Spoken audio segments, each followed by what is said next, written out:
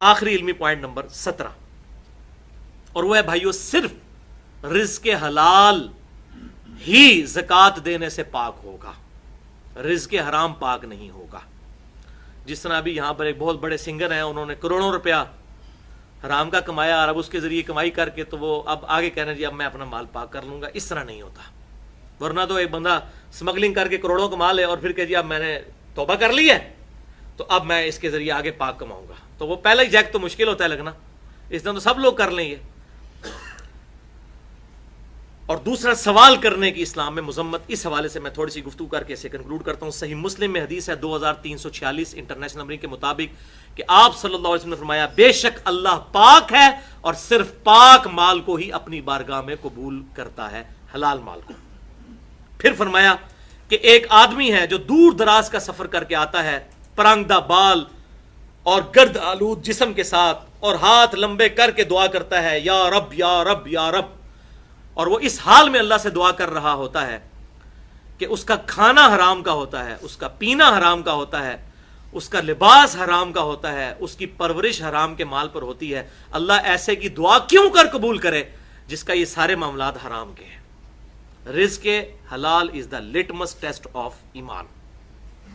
اس حوالے سے میں نے 2 لیکچر دیے ہیں۔ مسئلہ نمبر 51، رزق حرام کی مذمت، فتنہ مال، دنیا پرستی کا انجام اور اس کا علاج، یہ تقریباً 94 منٹ کی گفتگو، اور دوسرا ہے مسئلہ نمبر 69B، اس میں بھی میں نے رزق حلال کے حوالے سے قرآن و سنت سے دلائل پیش کی ہیں۔ ایک اور حدیث بخاری اور مسلم کی متفقن علیہ حدیث ہے، بخاری میں 1474، مسلم میں 2398، کہ آپ صلی اللہ علیہ وسلم نے ارشاد فرمایا، آدمی لوگوں سے مانگتا رہے گا، یعنی یہ جو ویسے فقیر جعلی بنے ہوتے ہیں نا، پروفیشنل بیگرز، ان کے بارے میں، آدمی لوگوں سے مانگتا رہے گا یہاں تک کہ قیامت کے دن اللہ کے حضور اس حال میں پیش ہوگا کہ اس کے چہرے پر گوشت نہیں ہوگا۔ جو خام خواہ لوگوں سے مانگتا پھرتا ہے، بعض لوگوں کو عادت پڑ جاتی ہے، اسلام اس کو کنڈیم کرتا ہے۔ اور سنن ابی داؤد میں انٹرنیشنل نمبر کے مطابق 1627 اور سنن نسائی میں 2597 نمبر حدیث ہے کہ آپ صلی اللہ علیہ وسلم نے فرمایا، جو شخص 40 درہم چاندی کا مالک ہو، اس کے باوجود وہ سوال کرے، تو وہ قرآن میں جو آیا نا کہ چمٹ کے سوال کرنے والے جو لوگ ہیں جن کو کنڈیم کیا گیا، وہ ان میں شامل ہے۔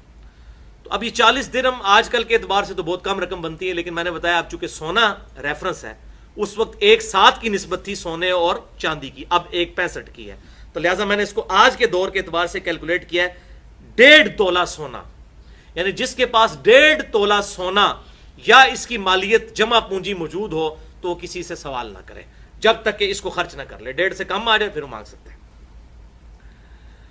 صحیح مسلم میں ایک اور حدیث ہے 2399 کہ آپ صلی اللہ علیہ وسلم نے ارشاد فرمایا، جو شخص مال بڑھانے کی خاطر لوگوں سے مانگتا پھرتا ہے تو وہ لوگوں سے آگ مانگ رہا ہے، اب اس کی مرضی ہے قیامت کے دن کے لیے جتنی آگ جمع کرنا چاہتا ہے، انگارے جمع کرنا چاہتا ہے، کر لے۔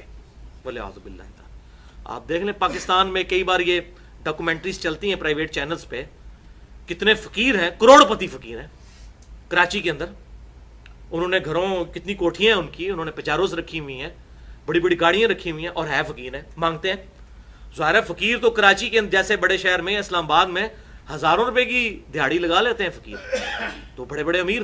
تو اب یہ وعید بخاری اور مسلم کی جو میں نے بتائی پہلی حدیث، اور پھر یہ مسلم شریف کی حدیث کہ اب اس کی مرضی ہے کہ جتنی وہ آگ جمع کر سکتا ہے کر لے، یہ جتنا کچھ مانگ رہا ہے۔ لیکن آپ کے پاس جو آیا آپ اس کو نہیں جانتے تو اس کو مت جھڑکیں، قرآن نے اس چیز کو اس سے منع کیا ہے۔ اگر آپ نے کچھ نہیں دینا تو بات نرمی سے اس سے کر لیں، یہ نہ کہیں کہ یار تم یہ سنو۔ ہاں جس کا آپ کو پتا ہے اسے پیار محبت سے سمجھائیں، اور یہی اسلام کی تعلیمات ہیں، اور یہی وہ آخری حدیث ہے جو میں نے اسلام کی فلسفی آپ کو بتانی تھی۔ یہ بہت امپورٹنٹ حدیث ہے، اسے زبانی یاد رکھیں اور لوگوں کو بتائیں۔ ویسے ہم نے یہ اپنے بچپن میں اسکول میں بھی یہ حدیث پڑھی ہوئی ہے، لیکن یہ حدیث کا میں ریفرنس آپ کو دے دیتا ہوں، یہ آخر کے لیے میں نے رکھی تھی۔ سنن ابی داؤد میں 1641 اور سنن ابن ماجہ میں انٹرنیشنل نمبر کے مطابق 2198 اور مشکات میں بھی 1851 نمبر حدیث ہے کہ آپ صلی اللہ علیہ وسلم کے پاس ایک غریب انصاری آیا۔ یہ ون آف دا فیوریٹ حدیث ہے میری الحمدللہ۔ ایک غریب انصاری آیا، اس نے کہا یا رسول اللہ صلی اللہ علیہ وسلم میں غریب ہوں، مجھے کچھ کھانے پینے کو دیں۔ کچھ میری مدد فرمائے. آپ نے فرمایا تیرے گھر میں کچھ ہے؟ اس نے کہا یا رسول اللہ صلی اللہ علیہ وسلم میرے پاس کچھ بھی نہیں ہے سوائے ایک ٹاٹ کے جو میں نیچے بچھا کے سوتا ہوں اور ایک پیالے کے. اب دیکھ لیں اس طرح کے غریب آپ کو آج کل ملیں گے. یہ غربت تھی صحابہ کرام علیہم رضوان کی. ایک پیالہ ہے اور ایک ٹاٹ ہے. آپ صلی اللہ علیہ وسلم نے اس کی مدد نہیں کی. آپ نے فرمایا وہ لے آؤ. وہ لے کر آیا. آپ صلی اللہ علیہ وسلم نے فرمایا کون ہے جو اس کو خرید لے؟ ایک صحابی کھڑے ہوئے, انہوں نے کہا یا رسول اللہ صلی اللہ علیہ وسلم میں 1 درہم میں خریدتا ہوں, ایک چاندی کے سکے میں. چاندی آج کل کی نہیں, اس زمانے کی جب بڑی مہنگی تھی. آپ صلی اللہ علیہ وسلم نے فرمایا کوئی اور خریدے, زیادہ قیمت لگائے اس کی. اب اس کی مدد کرنی تھی. ایک اور صحابی کھڑے ہوئے, انہوں نے کہا یا رسول اللہ صلی اللہ علیہ وسلم میں اسے 2 درہم میں خریدتا ہوں. تو آپ صلی اللہ علیہ وسلم نے اس کو وہ دے دیا اور 2 درہم لے کے اس کو دیے اور اسے کہا کہ جاؤ اس سے جا کر ایک کلہاڑا خریدو.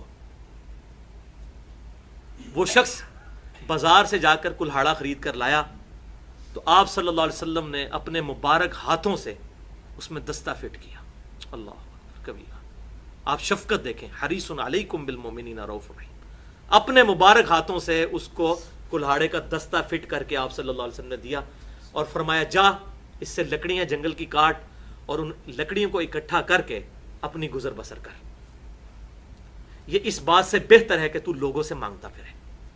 اور پھر فرمایا کہ 15 دن تک مجھے اپنی شکل نہیں دکھانی تم نے, یعنی یہ کام کرنا ہے. میں نے تمہیں جس طرح یہاں بھی لوگ کسی کو چنگچی لے کے دیتے ہیں, کسی کو ریڑی لے کے دی تو کہتے ہیں بھائی یہ تم کرنا ہے اب کام, یہ نہ ہو کہ جا کے پھر کھا لو پھر کسی اور سے مانگ لو, اس راس المال کو ہی ضائع کر دو.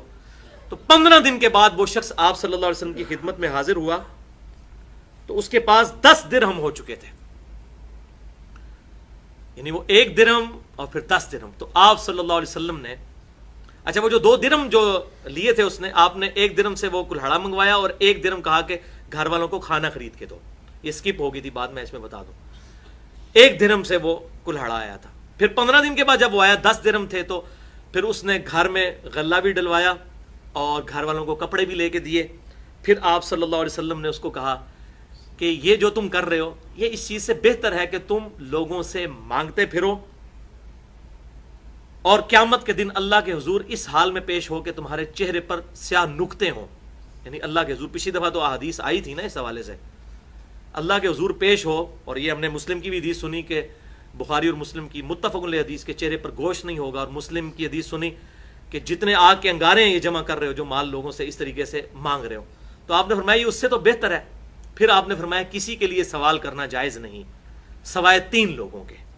نمبر 1 انتہائی غریب شخص, حالانکہ وہ بھی انتہائی غریب تھا, لیکن آپ صلی اللہ علیہ وسلم نے ہمیں یہ ترغیب دلائی کوئی غریب آئے تو اس کو آپ سیٹ کریں, بجائے لوگوں کو 1000 روپیہ دینے کے آپ کسی ایک بندے کو اتنی زکات دیں کہ اس کا کوئی گزر بسر کے اعتبار سے کوئی وہ ریڑھی لگا لے یا وہ کوئی اور چھوٹا موٹا اپنا کاروبار شروع کر لے تاکہ اس کا معاملہ آگے چل سکے. تو آپ نے فرمایا صلی اللہ علیہ وسلم انتہائی غریب شخص. نمبر 2 جو تاوان مقروض ہو, قرض کے نیچے دبا ہوا ہو, اب اس کا قرض چھڑوانے کے لیے بھی وہ سوال کر سکتا ہے کہ میرے پاس کچھ نہیں ہے, میرا قرض سے مجھے نجات دلائی جائے. اور تیسرا فرمایا جو دیت کے بوجھ تلے دبا ہو. دیت یہ ہوتی ہے کسی سے قتل غلطی سے ہو گیا یا جان بوجھ کے ہوا, دونوں صورتوں میں دیت دینی ہوتی ہے. قصاص اسی صورت میں ہوتا ہے جب آپ جان بوجھ کے قتل کریں. تو اگر رشتہ دار معاف کر دیں اس کیس میں بھی دیت لے کے یا ویسے تو وہ معاف کر سکتے ہیں. بہرحال قتل خطا جو ہے ایکسیڈنٹ ہے, اس میں قتل کے بدلے قتل نہیں ہوتا بلکہ دیت دینی ہوتی ہے. اور وہ ابو داؤد میں صحیح حدیث موجود ہے کہ 100 اونٹ 1 کروڑ روپیہ بنتا ہے دیت. یہ گورنمنٹ جو ہے وہ اعلان کر دیتی 5 لاکھ روپیہ مرنے والے کے لیے, زخمیوں کے لیے 1 لاکھ روپیہ. تو وہ دیت اگر دی جائے تو وہ کروڑوں میں بنتی ہے. البتہ کوئی معاف کرنا چاہے یا کہ ٹھیک ہے مجھے 1 کروڑ نہ دو 1 لاکھ ہی دے دو, تو وہ رشتہ دار معاف کر سکتے ہیں, تو اس پہ بھی زکوٰۃ لگ سکتی ہے.